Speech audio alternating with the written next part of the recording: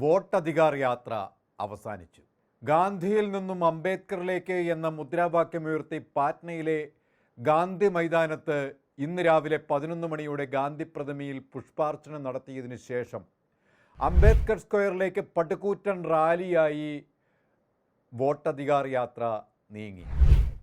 Tejashwi Yadav, Mallikarjun Kharge, KC Venugopal, MA Baby, B Raja, Annie Raja, Sandeep Rawat, Yusuf Pathan തുടങ്ങിയ വിവിധ പാർട്ടികളുടെ നേതാക്കൾ പുഷ്പാർച്ചന നടത്തിയതിനു ശേഷമാണ് പടുകൂറ്റൻ റാലിയായി അംബേദ്കർ സ്ക്വയറിലേക്ക് യാത്ര നീങ്ങിയത്. ഈ നേതാക്കൾ റാലിയുടെ മുൻനിരയിൽ ജനത്തോടൊപ്പം അംബേദ്കർ സ്ക്വയറിലേക്ക് നീങ്ങുമ്പോൾ പതിനായിരങ്ങൾ അകമ്പടി സേവിച്ചുകൊണ്ട് വോട്ട് കള്ളൻ രാജ്യം വിടുക എന്ന പ്രതിധ്വനി ഉയരുകയായിരുന്നു. കഴിഞ്ഞ 16 ദിവസമായി രാജ്യത്തെ ഇളക്കിമറിച്ച് പ്രകമ്പനം കൊള്ളിച്ച് അധികാര കസേരകളെ കടപുഴക്കി ഇന്ദ്രപ്രസ്ഥത്തെ ഞെട്ടിച്ചുകൊണ്ട് കൊടുങ്കാറ്റും പേമാരിയുമായി രാഹുൽ ഗാന്ധി നയിച്ച വോട്ടധികാർ യാത്ര അതിൻ്റെ എല്ലാ ലക്ഷ്യവും പൂർത്തീകരിച്ച് മുന്നോട്ട് കുതിച്ച് കയറി. ബീഹാർ ഗ്രാമവീഥികളിൽ ഊണും ഉറക്കവും ഉപേക്ഷിച്ച് രാഹുൽ ഗാന്ധി ബീഹാർ ഗ്രാമീണരുടെ ഇടനെഞ്ചിൽ രക്ഷയുടെ പുതിയ അധ്യായം കുറിച്ചു. മണ്ണിൻ്റെ മക്കളെ ചേർത്ത് പിടിച്ച് രാഹുൽ അവരോട് പറഞ്ഞു, നിങ്ങൾ ഉണരുക, അവകാശങ്ങൾ ചോദിക്കുക, അനീതിക്കെതിരെ പോരാടുക. ജമീന്ദാർമാരുടെ തോക്കിൻ്റെ മുനമ്പിൽ ജീവിതമൊഴിഞ്ഞ കാലം കഴിഞ്ഞു. രാഷ്ട്രീയ മേലാളന്മാരുടെ അടിമത്തത്തിൻ്റെ കാലവും കഴിഞ്ഞു. പട്ടിണിക്കോലങ്ങളുടെ ചുമലിൽ മുഖം പേറ്റി വയലുകൾ ഉഴുതുമറിച്ച കാലവും കഴിഞ്ഞു. നിങ്ങളാണ് സർക്കാർ, നിങ്ങളാണ് ഭരണാധികാരികളെ തിരഞ്ഞെടുക്കുന്നത്. അതുകൊണ്ട് നിങ്ങളുടെ സമ്മതിദാനാവകാശം നിങ്ങൾ സംരക്ഷിക്കണം. ജനാധിപത്യ ബോധത്തിൽ നിങ്ങൾ ഉണരണം. ഇക്കാലമത്രയും നിങ്ങൾ വഞ്ചിക്കപ്പെടുകയായിരുന്നു. ഇല്ല, ഇനി അതിന് അനുവദിക്കില്ല. എന്ത് വില കൊടുത്തും വോട്ട് കൊള്ളയെ ഞാൻ എതിർക്കും. വരൂ, നിങ്ങൾക്കൊപ്പം ഞാനുണ്ട്. നമുക്ക് ഇന്ത്യയെ രക്ഷിക്കാം, ഒന്നാകാം.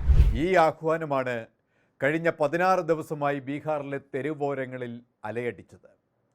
25-ൽ പരം ജില്ലകളിലൂടെ 110ഓളം മണ്ഡലങ്ങളിലൂടെ കടന്ന് ഗ്രാമങ്ങളെ ഇളക്കിമറിച്ച് ഇന്ന് പാറ്റ്നയിൽ വോട്ടധികാർ യാത്ര അവസാനിച്ചപ്പോൾ ഇന്ത്യയിൽ ഒരിക്കലുമില്ലാത്ത ഒരു ചുഴലിക്കാറ്റ് രൂപമെടുത്തു കഴിഞ്ഞു.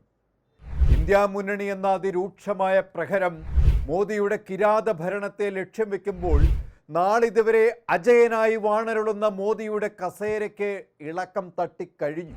ഈ യാത്രയിൽ മഹാഗഠ്ബന്ധൻ മുന്നണിയിൽ RJD, Vikassheel Insaan party, Shiv Sena, CPI-ML, Trinamool Congress, Aam Aadmi party തുടങ്ങി ചെറുതും വലുതുമായ പാർട്ടികളെല്ലാം തന്നെ യാത്രയുടെ ഭാഗമായി മാറുന്ന കാഴ്ചയാണ് കണ്ടുകൊണ്ടിരിക്കുന്നത്.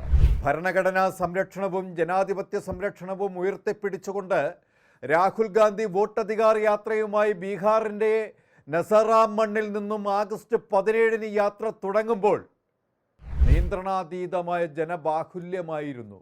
പിന്നീട് ഓരോ ദിവസം കഴിയുന്തോറും യാത്രയിൽ പതിനായിരങ്ങൾ തിരതല്ലി ഒത്തുചേരുന്ന അത്ഭുതകരമായ കാഴ്ചയാണ് കണ്ടത്. ഇതിൽ നിന്നും ഒരു കാര്യം വ്യക്തമാണ്.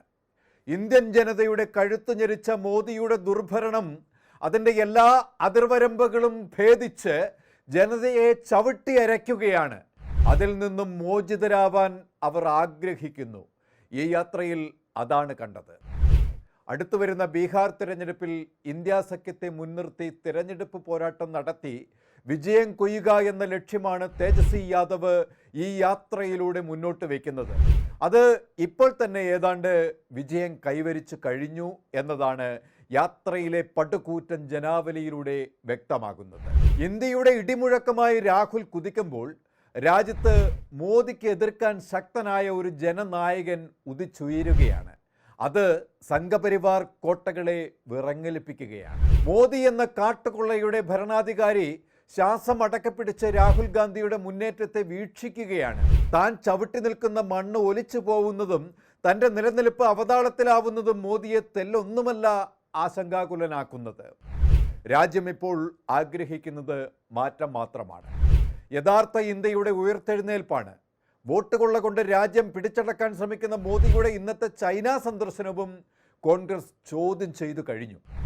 രാജ്യത്തിൻ്റെ ഫെഡറൽ സംവിധാനത്തെ തകർത്ത മോദി ഇപ്പോഴിതാ ഇന്ത്യൻ അതിർത്തിയിൽ കടന്നുകയറ്റം നടത്തുന്ന ചൈനയുമായി വ്യാപാര കരാർ നടത്താൻ ശ്രമം നടക്കുന്നു.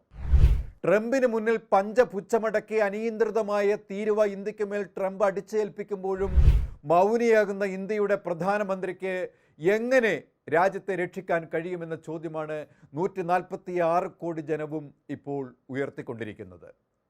ഇന്ന് പാറ്റ്നയിൽ കണ്ട ഈ പടുകൂറ്റൻ ജനക്കൂട്ടം, ഇതാണ് ഇന്ത്യയുടെ ഇപ്പോഴത്തെ സ്പന്ദനം.